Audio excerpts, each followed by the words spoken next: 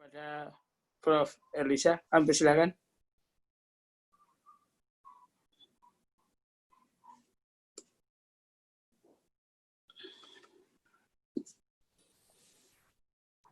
Oke, terima kasih.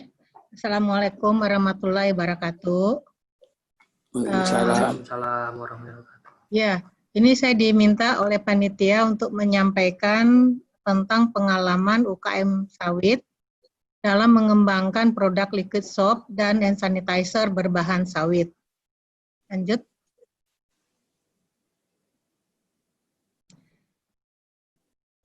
Nah, sebagaimana kita ketahui bahwa bagian mana saja dari sawit itu bisa kita olah menjadi produk, tidak hanya untuk makanan, tetapi untuk energi juga, untuk personal care juga, kemudian untuk bahan-bahan produk lainnya yang dimanfaatkan oleh industri-industri yang baru seperti di industri perminyakan dan sebagainya.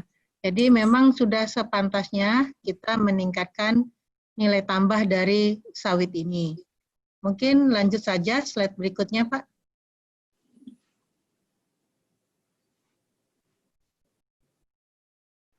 Panitia, mohon lanjut. Ya. Bentar, Prof.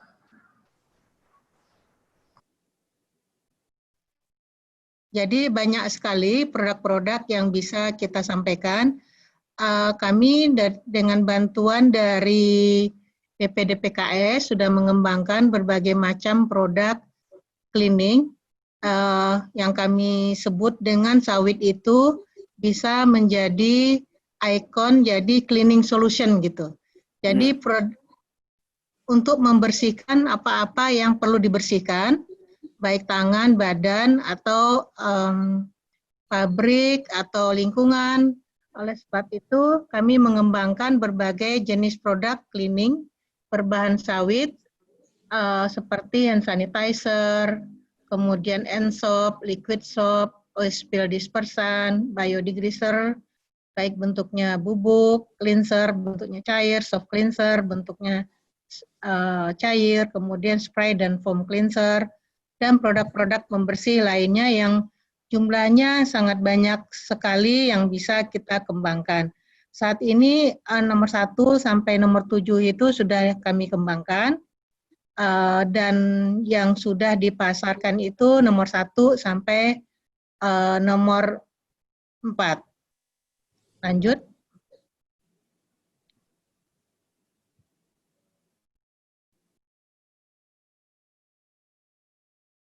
Ya, ini komputernya panitia. Sebentar.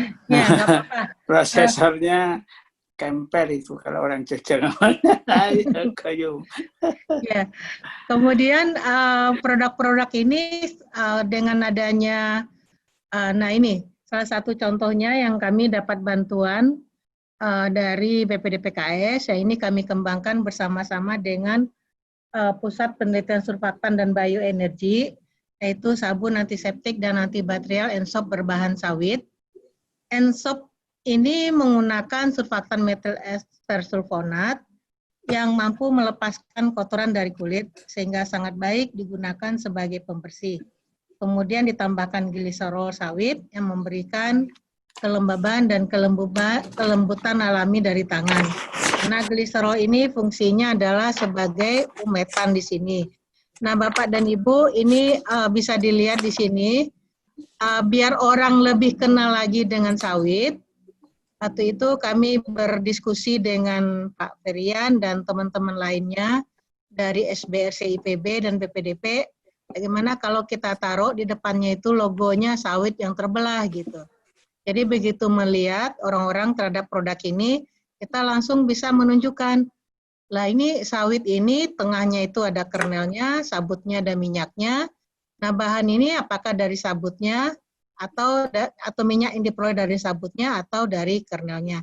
Ini adalah media yang sangat mudah sekali bagi kita untuk mempromosikan sawit, bahwa sawit itu tidak hanya untuk pangan dan energi, tetapi juga untuk keperluan hidup kita sehari-hari seperti itu. Lanjut.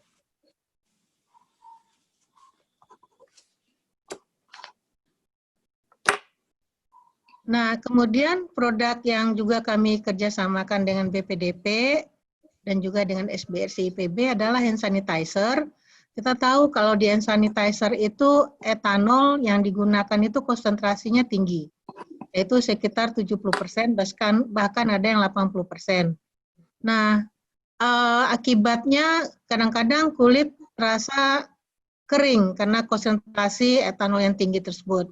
Nah, jadi dalam hal ini digunakan gliserol dari sawit yang dapat menahan penguapan air dari permukaan kulit, serta membersihkan kulit dari kelembaban dan kesegaran alami. Seperti itu. Jadi fungsi sawit di sini ini sangat sangat berfungsi sekali, di mana kalau nggak ada dia, walaupun jumlahnya tidak banyak yang ditambahkan, tetapi bisa membuat tangan itu terasa lembab seperti itu. Lanjut.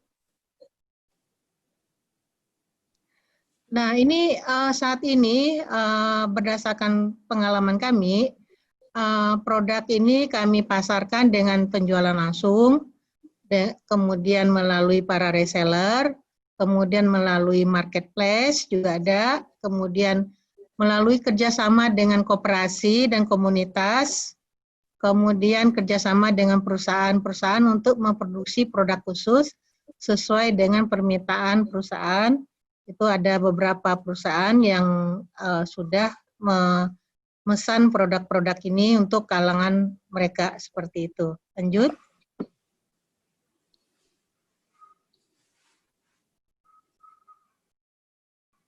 Nah, kalau ditanya kendala untuk mengembangkan UKM sawit ini seperti UKM-UKM yang lain juga.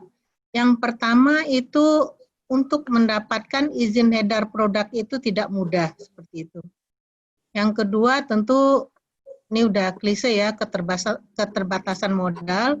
Kemudian untuk pengadaan mesin dan peralatan produksi ini juga menjadi kendala, dan teknik pemasarannya. Mudah-mudahan ke depannya kita bisa dibantu oleh Kementerian Koperasi dan tadi Bu Sherlyn ya, mudah-mudahan bisa membantu kami dengan berbagai macam usaha dan upaya yang dilakukan oleh Kementerian Koperasi, seperti bagaimana kami bisa masuk ke websitenya, kemudian bagaimana kita bisa memasarkan dengan lebih baik produk-produk ini, karena ini produknya itu bagus, nanti bisa dicoba nanti Ibu, bagus sekali produknya, karena sawit itu fungsinya itu sangat banyak sekali.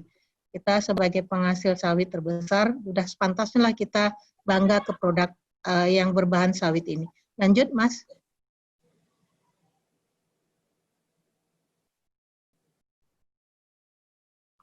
Nah, tanggapan konsumen terhadap produk cleaning berbahan sawit ini, yang pertama-tama itu bertanya-tanya, ini sawit apa betul bisa ditambahkan ke membersihkan? Bukannya untuk minyak goreng atau untuk biodiesel seperti itu, pertanyaannya itu yang umum. Kemudian mereka jadi penasaran dan ingin mencobanya. Ini hal yang baik menurut saya. Kemudian setelah mencobanya mereka menyukai. Kenapa mereka menyukainya? Itu karena tekstur produk yang ditawarkan dan memberikan efek membersihkan dan melembutkan yang alami seperti itu.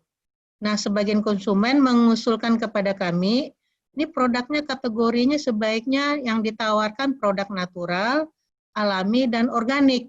Nah, ini juga masukan yang sangat baik sekali dari sebagian konsumen. Lanjut, Mas. Nah, dampak COVID terhadap produk berbahan sawit ini naik turun seperti itu. Pada awal pandemi, permintaan terhadap produk ini sangat tinggi sekali. Sampai-sampai kita memperkerjakan orang itu lebih dari 60 orang, kadang-kadang sampai 100 orang seperti itu. Kemudian, tetapi kita mengalami kesulitan. Satu, pengadaan bahan baku tersendat, dan botol kemasan terutama untuk hand sanitizer di saat pandemi ini susah diperoleh dengan biasanya mudah gitu. Nah, ini agak sulit gitu. Nah, Kemudian harga bahan baku dan kemasan juga yang tidak terkendali ketika di tengah-tengah pandemi seperti itu. Nah, setelah waktu berlalu 4 bulan seperti saat ini dengan diterapkannya social distancing menyebabkan pembatasan orang bekerja di kantor. Sehingga permintaan terhadap produk ini juga agak menurun gitu. Awalnya bagus, ternyata di tengah jalan agak tersendat proses produksi, kemudian agak menurun dibandingkan sebelumnya. Lanjut. Mungkin itu yang dapat kami sampaikan. Nanti lebih detailnya bisa kita, kalau ada yang bertanya, bisa kami jelaskan dengan lebih detail lagi. Sekian, wassalamualaikum warahmatullahi wabarakatuh.